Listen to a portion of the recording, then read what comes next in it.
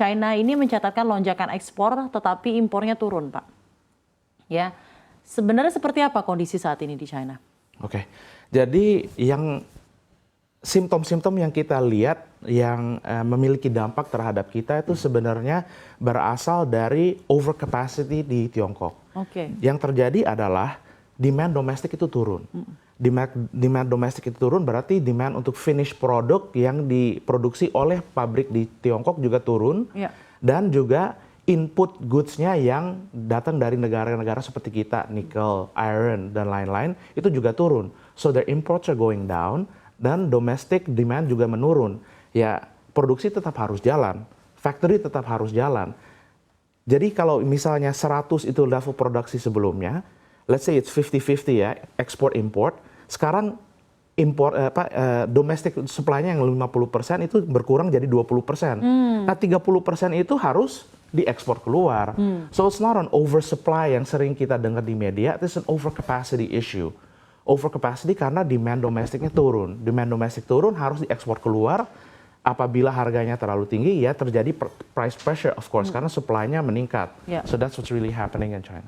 Dan bagaimana dampak terhadap apa yang terjadi di China ini kepada Indonesia, Pak? For sure kita merasakan terbanjir dengan barang-barang dari Tiongkok yang boleh dibilang harganya lebih rendah daripada sebelum overcapacity. Karena prioritasnya sekarang adalah bagaimana saya menghindari PHK massal. Bagaimana saya menghindari pabrik saya harus di mothball atau di stop. Jadi apabila harga jualnya turun atau bahkan harga jualnya agak minus, that's better than having to fire people atau menutup pabriknya. Nah, kita melihat itu dengan ada dampak besar terhadap harga finish goods-nya yang landing di Indonesia. Kita lihat itu memang ada tekanannya terhadap UMKM dan demand terhadap barang produksi dalam negeri. Jadi memang ada tekanan terhadap UMKM. Dan betul.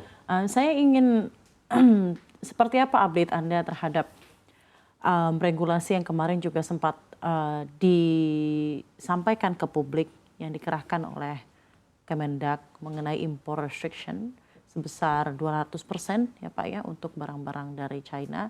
Bagaimana tanggapan Anda terhadap regulasi tersebut dari Kadin?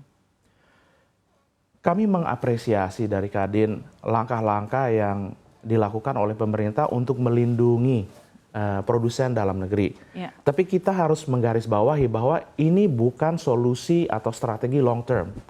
Tarif itu bukan strategi. Tarif itu adalah tool. Nah, apabila kita implementasi tarif ini, kita menjalankan tarifnya selama 1 atau 2 tahun. Setelah 2 tahun kita copot, kita di mana? Ya, we are in the same place. Kita tidak meningkatkan kompetensi, tidak meningkatkan produktivitas dan efisiensi. Saya rasa tarif itu harus menjadi bagian dari strategi menyeluruh untuk memperbaiki produktivitas dan efisiensi di Indonesia, baik dari logistik, dari input goods, dari kompetensi karyawannya juga. A lot of things have to be done yang struktural. Kalau itu menjadi strategi besarannya dan tarif adalah salah satu taktik di dalam strategi, oke. Tapi taktik saja itu tidak solve the problem. Tidak solve wholly the problem. Exactly. Jadi memang ada hal-hal yang menyangkut tata kelola, governance, dan secara struktural dari end to end harus diperbaiki ya. Betul. 3 skala prioritasnya apa saja Pak? Mungkin singkat saja. Sebelum saya mungkin ke Pak, satu aja. Governance itu paling penting. Nah kita lihat setiap kali adanya tarif yang dipasang, ada juga peningkatan import lewat channel-channel yang tidak lazim. Terjadinya import yang malah lebih merugikan produsen domestik lagi. Let's say that lewat channel-channel yang tidak resmi. Barang-barang bisa masuk yang dahulunya kena tarif, tapi karena dia masuk lewat channel tidak resmi, dia bisa 20% lebih murah daripada sebelumnya. Karena tidak dipajak. So let's say at the same time, input goods untuk pabrik saya itu naik 200%. That means that my domestic production price minimal akan lebih tinggi 225%. How can I win? So again, kita harus lihat efek holistiknya. Lebih penting diperbaiki governance, apalagi di port, menutupi lubang-lubang impor ilegal untuk memperbesar revenue base-nya bea cukai dan kantor pajak, itu bisa dipakai untuk memperbaiki negara.